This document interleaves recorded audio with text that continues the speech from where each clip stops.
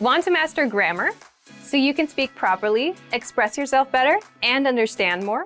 In this video, I'll show you how to master grammar with our lessons and learning program. Let's begin. Number 1. Listen to the lesson conversations and explanations. In every lesson, you learn a conversation. Then, our teachers break down every word and grammar rule. So you're actually learning grammar rules in the context of conversations, and you can easily see how they're used. Once you're done, review the conversation again and again to remember what you've learned. Number 2. Read the bonus explanations and tutorials. With the lesson notes, you get extra grammar explanations and examples that are not presented in the lesson. After you're done with the lesson, read the lesson notes for extra review. You can even save them as PDFs so that you can access them anytime. Number 3. Leave a comment on the lesson. Once you've learned a grammar point, be sure to use it. Leave a comment in the comments section. Write some example sentences for practice. Our teachers will review your comment and give you feedback. Number 4. Unlock even more grammar lessons. If you want to find all of the grammar lessons available, visit our lesson library. Under Category, choose Grammar. You'll get all of the pathways and lessons dedicated to helping you learn and master sentence patterns and grammar points. So, if you're ready to finally learn a new language the fast, fun, and easy way, sign up for your free lifetime account by clicking on the link in the description. Signing up takes less than 30 seconds, and you'll start speaking from your very first lesson.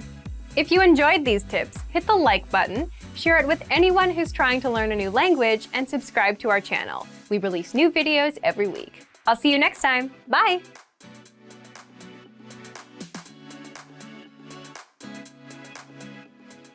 Hi, welcome to Introduction to Russian. My name is Alicia, and I'm joined by... Hi everyone, I'm Katya. In this lesson, you'll learn the basics of Russian grammar.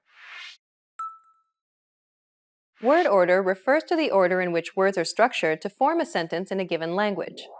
Consider the English sentence, I ate an apple. But first, let's remove the article an here for simplicity, so we're just left with I ate apple. The basic word order for English is subject, verb, object, or SVO for short. If we break down the English sentence, I ate apple, we can see that the subject I is presented first, followed by the verb ate, and then finally the object apple is positioned last. This is the basic word order for sentences in English. Russian uses the same word order as English, SVO. Парень купил собаку. Парень, the subject, a guy, goes first.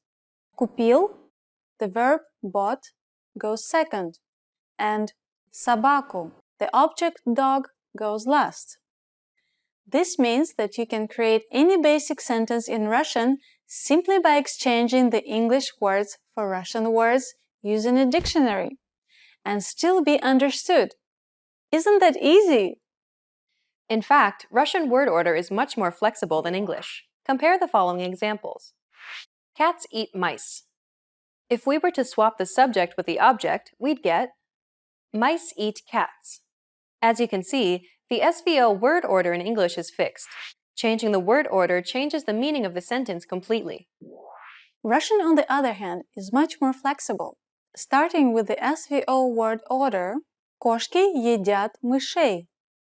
We can swap the subject with the object like we did for English, and yet, мышей едят кошки.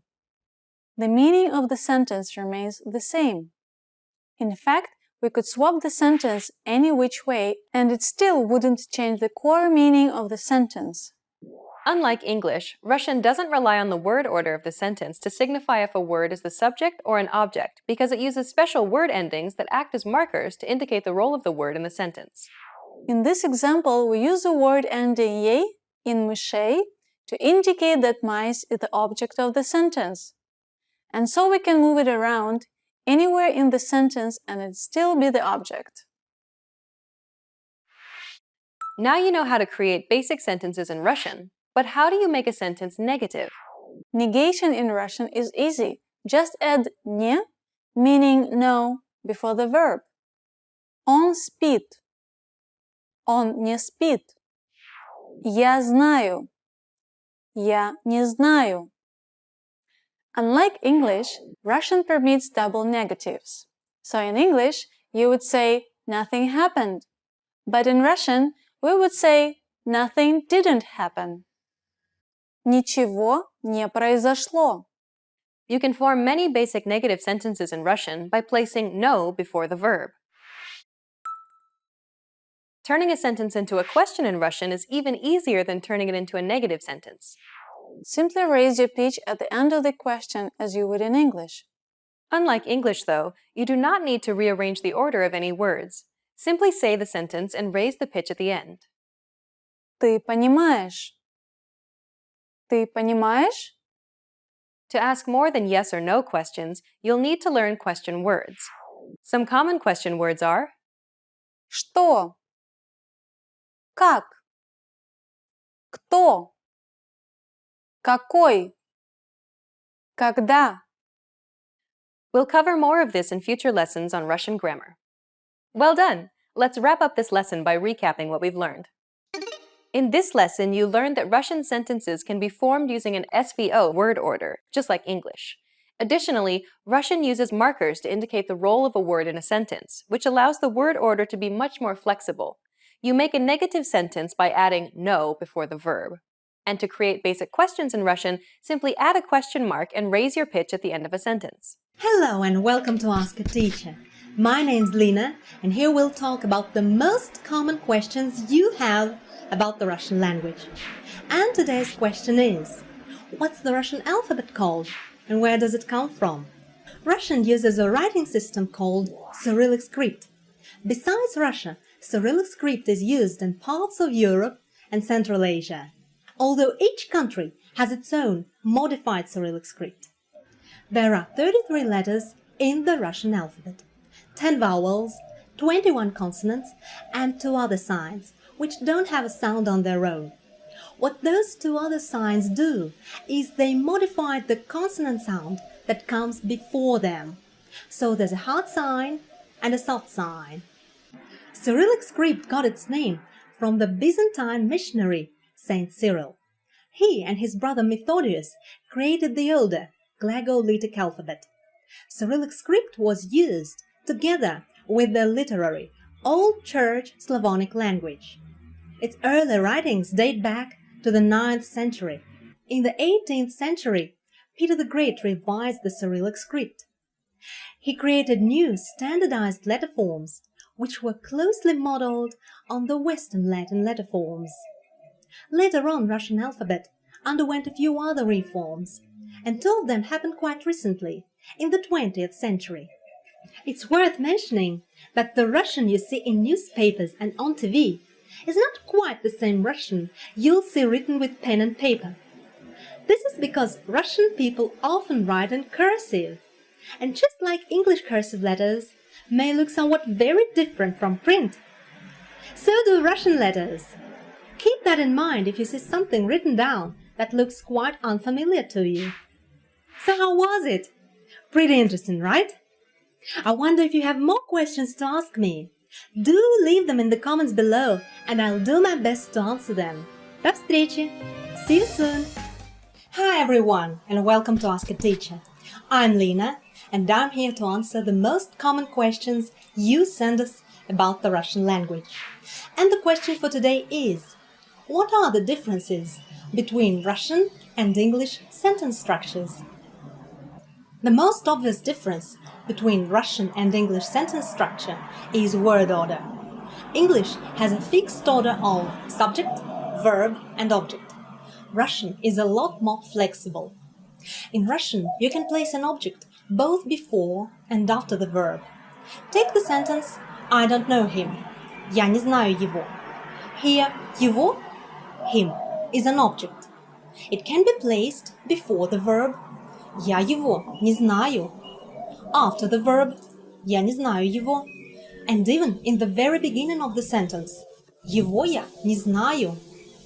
All these sentences would be perfectly grammatically correct and would mean one and the same thing.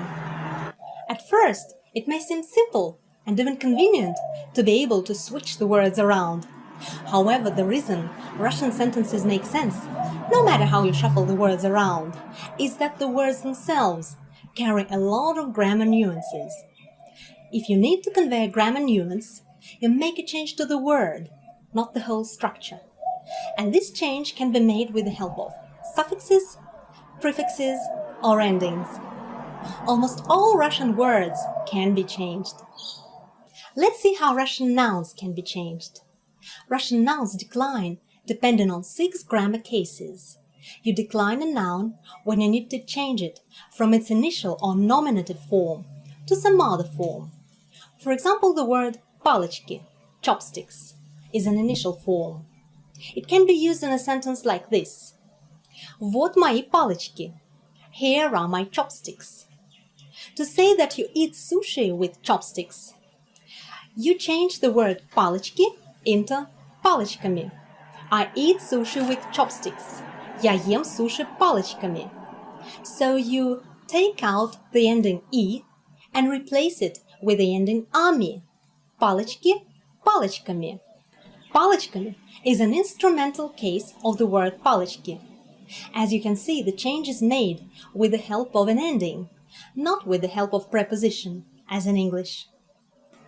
Nouns can also change according to gender, masculine, feminine or neuter, and according to number, singular or plural. Adjectives and some pronouns can undergo the same changes as nouns. But don't you be scared. In some ways, Russian is even easier than English. First, there are no articles in Russian, as opposed to English, and some other languages like Spanish or French, which even have gender articles. Secondly, there are only 3 verb tenses in Russian, a lot fewer than English has. In English, in the present tense, for an action that happens regularly, you'd say, I played basketball. And for an action that is happening right this moment, you'd say, I am playing basketball. In Russian, instead of these 2 structures, you only need to use one. Я играю в баскетбол.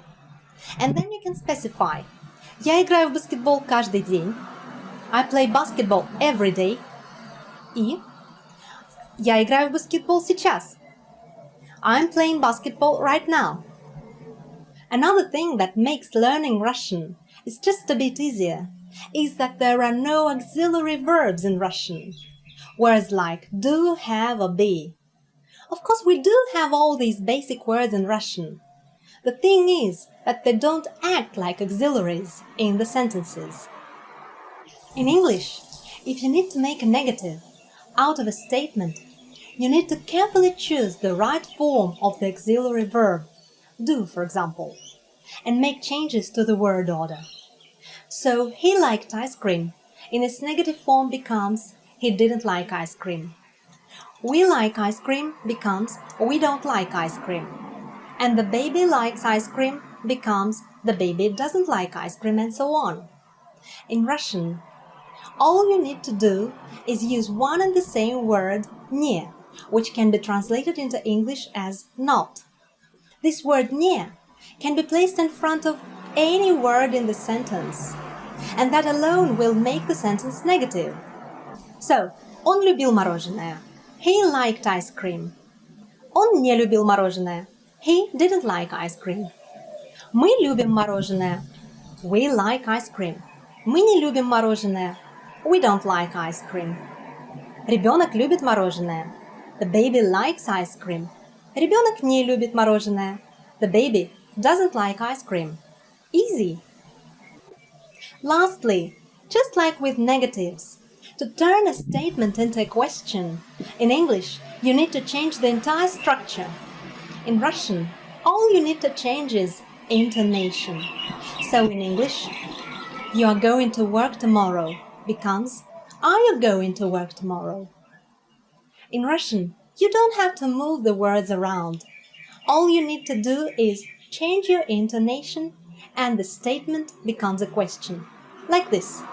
Ты идешь на работу завтра. You are going to work tomorrow. Ты идешь на работу завтра? Are you going to work tomorrow? So how was it? Pretty interesting, right? Do send me some more questions about the Russian language usage, and I'll be happy to answer them. До встречи! See you soon! Hi everyone! Lina's here. Welcome to Ask a Teacher. a place where you'll get answers to your most common Russian questions. The question for today is, can you tell us about the Russian language and where it's spoken? Sure, I can. I'm glad people ask this question before they start learning Russian. It's good to have understanding of what you're learning before jumping straight into memorizing words and phrases. Russian is an East Slavic language with over 250 million native speakers around the world. Let me give you a brief introduction of the history of the Russian language. Russian is pretty old. It goes back to around 1st-2nd centuries BC and comes from a combination of dialects from the Indo-European language family. The first origins of Russian come from Russia's literary language, Old Slavonic. Around the same time, the 1st-2nd centuries BC, the first Slavic alphabet was created by two Greek missionaries and philologists, Cyril and his brother Methodius. Later that language was split into Russian, Ukrainian and Belarusian, which you can hear spoken today. Later, in the 17th, 18th centuries, Peter the Great played a big role in the formation of the modern-day Russian by combining its Slavic written language with Russian everyday spoken language. Russian is not only the official language of Russia, but also of many other post-Soviet countries, such as Belarus, Kazakhstan and Kyrgyzstan. It's also widely spoken in the Ukraine, Moldova, the Baltic states, and many other former Soviet Union countries. As you can see, learning Russian doesn't limit you to Russia only. It opens up new opportunities to speak to other people from many different countries. Pretty interesting, right? Do you have any more questions? Please leave them in the comments below, and I'll try to answer them. До встречи! See you soon! Hi everyone, Lena here. Welcome to Ask a Teacher, where I'll answer some of your most common Russian questions. The question for this lesson is, what is verb conjugation and what to consider when conjugating a verb? Verb conjugation is a change in the form of the verb depending on the number and person. Just like in English, there are three grammatical persons in Russian. For singular, they are я, I, ты, you, он, она, оно, he, she, it. For plural, they are мы, we, вы, you, они, they. So, to conjugate a verb, you need to change their personal ending. For example, я люблю читать. I like to read. Он читает. He reads. Дети читают. The children are reading. If we know how to conjugate the verb, we can avoid spelling mistakes, which are common in the unstressed personal endings of the verbs. For example, the verb читаете. You are reading. Which is the right vowel to put here? Ye or e? In rapid speech, ye and e in the unstressed position sound the same. But if you know the right conjugation of the verb читать, you wouldn't hesitate. Ye is the right vowel to put here. Читаете. In Russian, there are two conjugations. The vowel ye is mostly used in the endings of the first conjugation verbs. The vowel e is mostly used in the endings of the second conjugation verbs. Let's explore the typical endings of the first conjugation verbs. First person singular, у, you. Second person singular, ешь, ешь. Third person singular, ед, ет. First person plural, ем, ем. Second person plural, ете, ете. Third person plural, ут, ют. Now let's take a look at the typical endings of the second conjugation verbs. First person singular, у, you. Second person singular, иш. Third person singular, it. First person plural, им. Second person plural, ите. Third person plural, At-yat. Let's conjugate the verb читать, meaning to read, which is the first conjugation verb in Russian. Я читаю. I'm reading. Ты читаешь. You are reading. Он читает. He is reading. Мы читаем. We are reading. Вы читаете. You are reading. Они читают. They are reading. So the pattern here is to remove the ending «т» from the infinitive form of the verb you'll find in a dictionary and add the appropriate ending of the first conjugation. The infinitives of the first conjugation verbs usually end in ать, ять, оть, еть, уть, and so on. Let's move to the second conjugation verbs and conjugate the verb учить, which means to teach, to learn, or to study. Я учу. I teach. Ты учишь. You teach. Он учит. He teaches. Мы учим. We teach. Вы учите. You teach. Они учат. They teach. The pattern here is once again to remove the ending it from the infinitive form of the verb and add the appropriate ending of the second conjugation to the remaining base uch. Most verbs ending in it are the second conjugation verbs. There are a few exceptions, such as the verbs брить, to shave, and слышать, to hear. Now you can easily conjugate the verbs by looking up their infinitive forms in the dictionary and making changes to the endings. The verbs in different aspects and moods conjugate in the same way. For example, if you come across the verb прочитаете, you shouldn't be confused by the prefix про in front of the verb читаете. You should just look up the infinitive form of the verb прочитать and conjugate it in the same way you would conjugate the verb читать. The trick's done. Conjugating verbs may seem difficult, but starting practicing with the basic verbs will certainly make you proficient and confident in a short time. Pretty interesting, right? If you have more questions, leave them in the comments below. До встречи! See you soon! Hello everyone, Lina here. Welcome to Ask a Teacher, where I'll answer some of your most common Russian questions. The question for this lesson is: how hard is it to learn Russian? The Foreign Service Institute, or FSI, created a scale to show how long it takes to get to professional level proficiency in speaking a foreign language for a native English speaker. Russian is a Category 3 language. That means it has significant differences from English. It takes a bit longer to learn than, say, Spanish or Italian, which have very similar writing systems to English. According to this scale, Russian takes approximately 44 weeks, or 1,100 hours of study, but this will of course vary from person to person. The hardest part about Russian is grammar. There are many factors you have to consider when making a sentence, such as gender, number, suffixes and prefixes. With nouns, we have to be mindful of how they decline depending on the 6 Russian cases.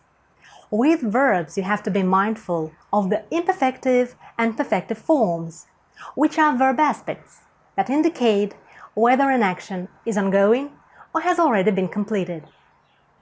For example, the word dog is feminine, собака, and the word cat is masculine, кот. If you want to say, I love my dog and I love my cat, you'll have to use different endings for the nouns. Я люблю свою собаку, but я люблю своего кота, respectively. You can see that even the pronoun my, свой, will change for these sentences because of the animals' genders. But there are many things about learning Russian that are easier than you think. Here are a couple of other facts about Russian that you will like. First, there are not many exceptions or special cases, such as irregular verbs or strange spellings. Also, there's no strict word order in Russian. And even if you're not familiar with Russian grammar, you can put the words in the sentence in almost any order and a native Russian speaker should be able to understand you. So Russian, just like any other language, has its own difficulties. But if you give it time and dedication, you should be well on your way to getting where you want to be. Do you have any more questions? Leave them in the comments below, and I'll do my best to answer them. До встречи! See you soon! Hi everyone, Lena here. Welcome to Ask a Teacher, where I'll answer some of your most common Russian questions. The question for today is, what's palatalization in Russian? And what's the difference between a soft sign and a hard sign? First off, what's palatalization? I know it sounds complicated, but most Russians know it simply as the softening of consonants. Palatalization is basically a way of pronouncing certain consonants when you move your tongue from the back of your teeth to the center of the roof of your mouth, the palate, and that move will soften your consonants. You can hear that softening in the English word new, for example. Let's do some examples so that you could understand the notion of consonant softening. In English, the hard pronunciation of the sound n is heard in the word nook. When you pronounce the word nook, the tip of your tongue is right behind your upper teeth. In the word new, the sound n is palatalized or softened, and that means that the tongue is lying flatly in the middle of the roof of your mouth. In Russian, palatalization or softness can be achieved by two means. First, you can palatalize your consonants by the vowels that follow them. In Russian, there are 10 vowels that come in hard and soft pairs. A, ya, I, o, yo, ye, u, you. So the soft vowels are ya, I, you, yo, ye, and the hard vowels are a, I, u, o, e. So if a consonant is followed by one of the soft vowels, it's considered palatalized. Let's take, for example, the Russian name Katya. In this name, the sound k is hard and not palatalized because it's followed by the hard vowel r. However, t is soft and palatalized because it's followed by the counterpart of the sound a, ya, Katya. The second case, when you can hear a palatalized consonant, is when it's followed by a soft sign. A soft sign is a letter without its own pronunciation. What this letter does is it softens or palatalizes the sound preceding it. Let's compare two words, mel, chalk, and mel, sandbar or shoal. Can you hear the softened l at the end of the mel? That's what the soft sign does. Now, if there's a soft sign, there also must be a hard sign, right? In Russian, a hard sign doesn't have its own pronunciation either. What hard sound does, it separates a consonant and a soft vowel in a word. For example, let's take the word отъели. They ate something. If we didn't have a hard sign between the sounds t and ye, we would end up with the word отели, which sounds different and means hotels. Well, how was it? Pretty interesting, right? Do you have any more questions to ask me? Leave them in the comments below, and I'll do my best to answer them. До встречи! See you soon! Hi everyone, my name is Katyusha, and today we're gonna be doing top 25 Russian phrases. Let's start! Начнем! Здравствуйте! Hello! Здравствуйте! Hello! For example, Здравствуйте! Не подскажете, как пройти в библиотеку? Hello! Could you tell me how to get to the library? We also have another phrase for hello, which is informal and sounds like Привет! Привет! Привет! Hello! Доброе утро! Good morning! Доброе утро! Good morning! Whenever you wake up, you just go Доброе утро or Доброе утро. Доброе утро. Sounds like that, okay? Добрый день. Good afternoon. Добрый день. Good afternoon. Добрый means that something is good. So people are wishing you something good in the day when you wake up, when they meet you at school at the daytime or like in the evening. But usually you say привет, which is hello. Добрый вечер. Good evening. Добрый вечер. Good evening. I guess you can switch it to привет if you talk to your friends, but yeah, if you talk to strangers, you better say polite way and say добрый вечер. Good evening. Добро пожаловать. Welcome. Добро пожаловать. Welcome. You're welcome to come, right? Same with Russian, it's good that you came. Добро пожаловать. Добро пожаловать в Россию. Welcome to Russia. Как вас зовут? What's your name? Как вас зовут? What's your name? So first, when you see a stranger, you have to say Здравствуйте. Как вас зовут? Меня зовут. My name is. Меня зовут and your name. My name is. Ding, ding, ding, ding, ding. Let's practice. Здравствуйте. Как вас зовут? Меня зовут Катя. How was it? Am I talking to myself? Приятно познакомиться. Nice to meet you. Приятно познакомиться. It was nice to meet you. Здравствуйте, как вас зовут? Меня зовут Катя. О, приятно познакомиться. Got it? Как дела? How are you?